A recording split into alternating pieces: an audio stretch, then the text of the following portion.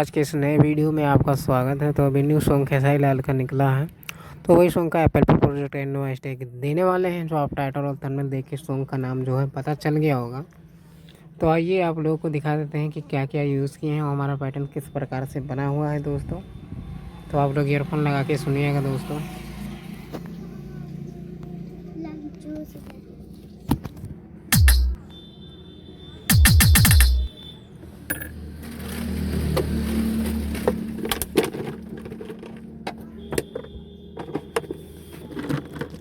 तो ये हमारा किक है दोस्तों,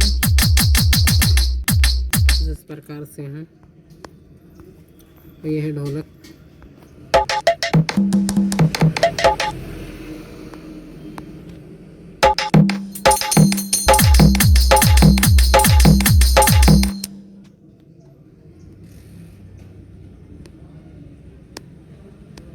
और यहाँ से दूसरा पैटर्न चल रहा है दोस्तों।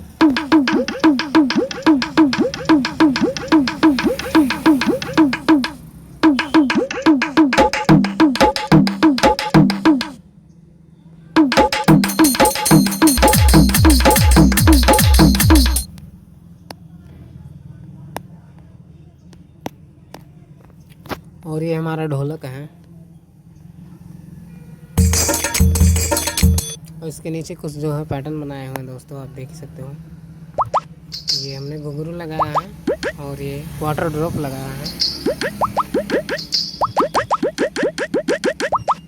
और कुछ इस प्रकार से बनाया हूँ दोस्तों।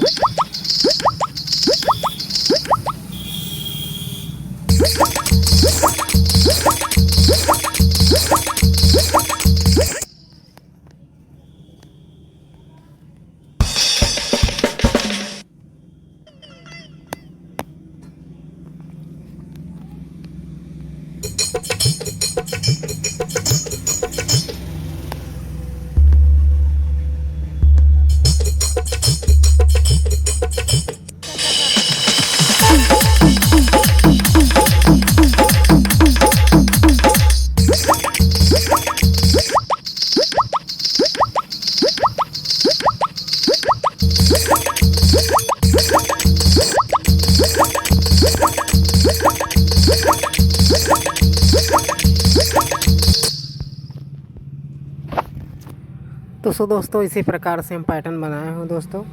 वो आए आप लोग को सुना देते हैं, पूरा नहीं, ज़्यादा वीडियो लंबा हो जाएगा तो आप लोग पसंद नहीं करोगे दोस्तों, क्योंकि ज़्यादा से ज़्यादा लोग शॉर्ट वीडियो पसंद करते हैं। तो इसलिए वीडियो बहुत लंबी हो जाएगा। वीडियो में 4 स्टेप पासवर्ड रहेगा जो स्क्रीन पर शो हो जाएगा दोस्तों। वीडियो को ध्यान से देखिएगा और डाउनलोड लिंक जो है डिस्क्रिप्शन में मिल जाएगा। जो भाई लोग नए जुड़ेंगे प्लीज़ चैनल को सब्सक्राइब कर लीजिएगा और बेल आइकन को ऑल पर प्रेस कर दीजिएगा, ताकि कोई वीडियो अपलोड करे तो नोटिफिकेशन आप तक जल्दी मिल जाए। तो आइए दोस्तों आप लोग को सुना देते हैं, आप लोग ईयरफोन लगा के ज़रूर सुनिएगा दोस्तों। DJ Sonu FLP king.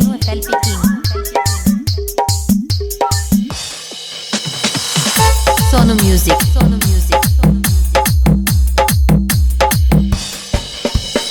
मस्कलवा बाजार।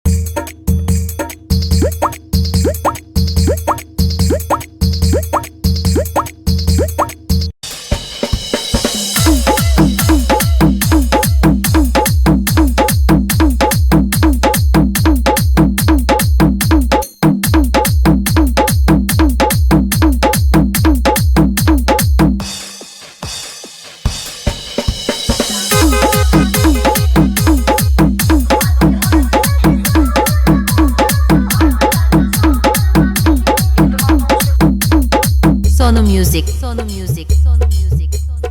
मस्कलवा बाजार।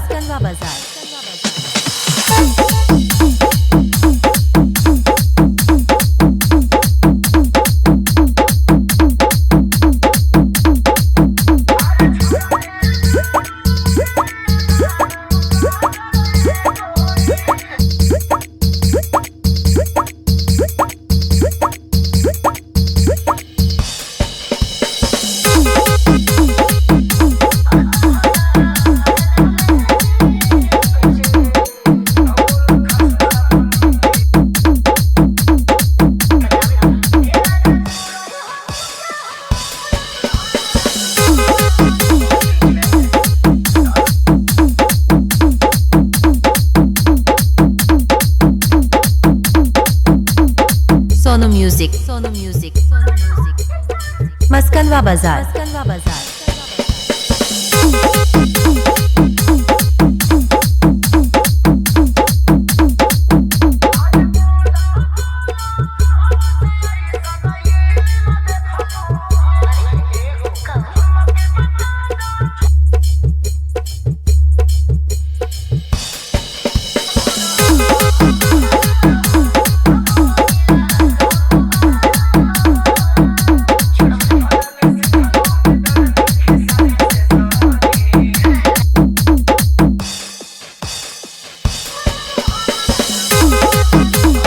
सोनू म्यूजिक, सोनू म्यूजिक, मस्कनवा बाजार।